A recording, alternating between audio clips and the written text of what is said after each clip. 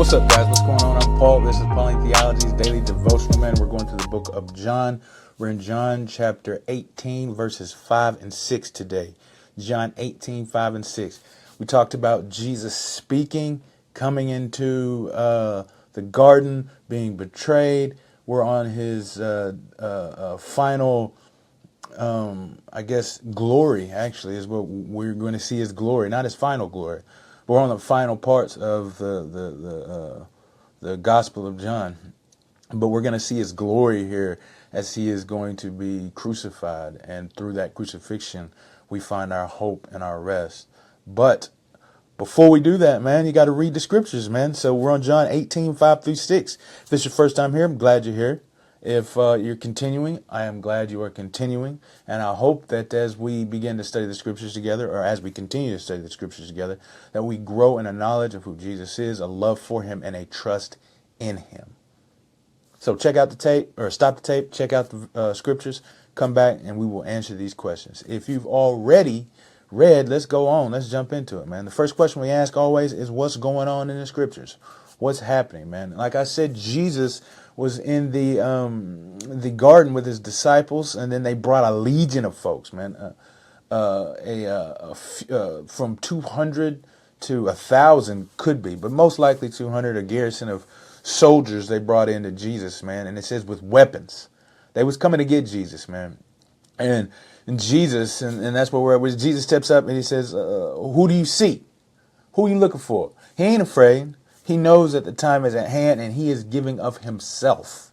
He is giving of himself. They aren't taking away. That's what it says. Like, they ain't coming. They can't take his life, man. He's God. But what's happening is he is giving his life. He is handing himself over.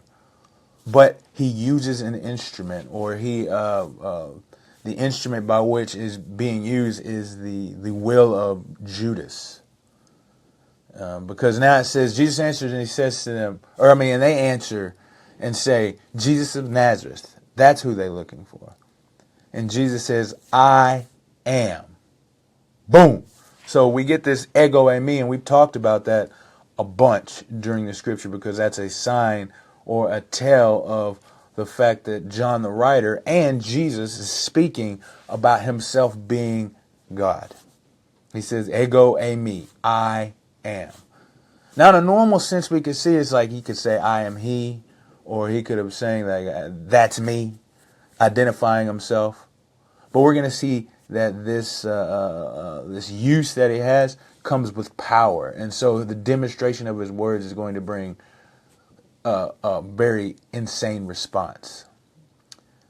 And so we know, first off, he has power. We know that Jesus has power. But what I want to say, the means by which he is using to be handed over is Judas, because it says that Judas is standing there, the one who betrays him. It's the will of Judas. This to me is a very complicated understanding of the sovereignty of God and the free will of man. And that's just a small bit in comparison to the greatest thing that happens, is God sovereignly places his son under the penalty of death, and then allows us to gain redemption from it. Yet it was the will of man who caused these actions to take place. This stuff right there, that's some thick stuff, man. But what I think that comes from it, which is on a side note now, because this isn't exactly what I had come to talk about, but on a side note, it means we can trust him more, because even in the most darkest and difficult situations that he is allowed to put himself in, he is still in control. He is still in control. And the thing that he is doing, we know is going to be for a great good, because the murder of his son, how could that ever be good? How could that ever have a benefit? But we see that it does, because we, the people of God, are redeemed through it. And so if something's going on in your life right now, man, you're struggling, you're having some problems, man, it seems like there's no one looking, no one caring, the weight is being weighed down on you, you're being destroyed and maligned.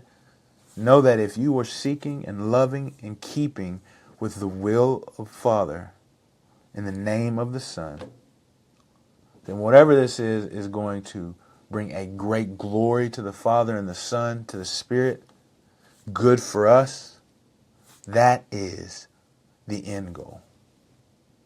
He is still sovereignly in control. He is still sovereignly in control. Okay, then after that, Jesus says, I am he. It says that they back, boom, and fell to the ground, man. See, that's why I say that this ego in me is not just it's me. You looking for Jesus? That's me. He's not saying that. He is saying that. He's saying, I am. And then the words that he speaks, boom, they fall back, recoil. Man, and to me, that's the only response you can have whenever God reveals his glory. The only response you can have. So what's to say about God? Well, first off, it says he's all powerful. He's sovereign. Like there's nothing that he cannot do. And so he allows these things to happen, but he's still in control. He's still in control. He's all powerful. From the words that he speaks, can knock men to the ground. The revelation of who he is can knock men to the ground. God is powerful. God is powerful. What's to say about man? Well, I think this says that our response, our necessary response to the revelation of God is to fall on our knees. To fall on our knees. And even more so, as we begin to read, another thing that it says about man is that there's only two reactions that happen. Is one, you love God when he reveals himself, or you hate God. Because we're going to see that even though they fell to their knees in reaction to the revelation of the great I am, they still arrest him. They still arrest him. And so I think that's important for us to realize, is that as humans, there's only two responses to the revelation of God. You either melt like wax before him when the sun shines, or you get hard like clay when the sun shines. So the application today is, when the rays of the glory of God shine upon you, what is your response? What happens?